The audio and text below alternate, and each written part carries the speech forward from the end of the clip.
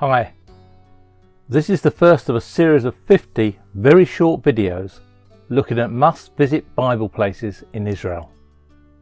We would like to thank the Facebook page Bible Archaeology Digest for the following information and the pictures.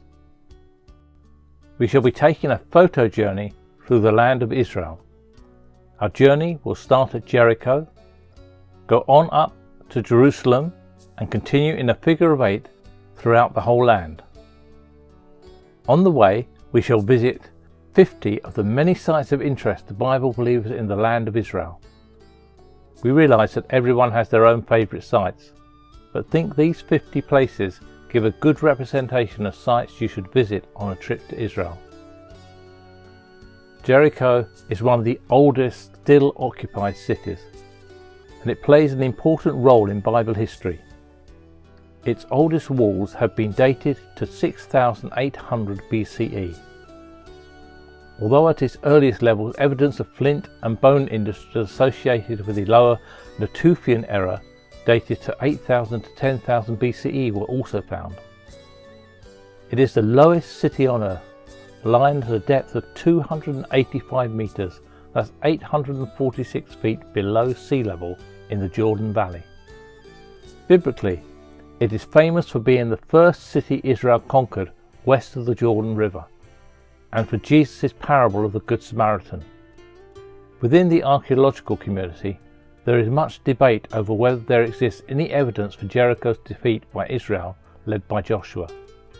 This is partly due to the religious and political sensitivities associated with biblical archaeology and the Middle East in general. The picture here shows the ancient tell of Jericho. A tell is an artificial hill created by people living and rebuilding on the same spot over many generations. Visiting archaeological sites can be a bit bewildering. However, one thing everyone will recognise at Jericho is one of the earliest man-made structures still standing. It was built in the pre-pottery Neolithic, which archaeology dates to over 10,000 years ago. Whether Bible believers accept these dates or not, this impressive stone tower shows that the Bible account of Cain building cities is certainly feasible. This picture shows the excavations of Herod the Great's winter palace.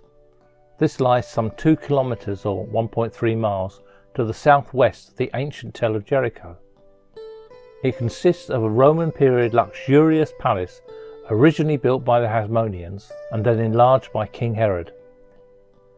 It was probably not an isolated complex, being nearby at least a small town built to house the support staff for such a palace. This understanding helps us to understand a seemingly difficult passage in the Gospel accounts concerning Jesus and Jericho. In Matthew, Mark and Luke, we have the story of the healing of blind men. In Matthew and Mark's account, it states this event took place as Jesus was leaving Jericho, whilst in Luke's account it says it took place while he was coming near to Jericho. At first glance, this causes some difficulties, with some claiming that it shows a contradiction in the Bible account. However, once we realise there were 2 Jerichos at that time, the difficulties vanish.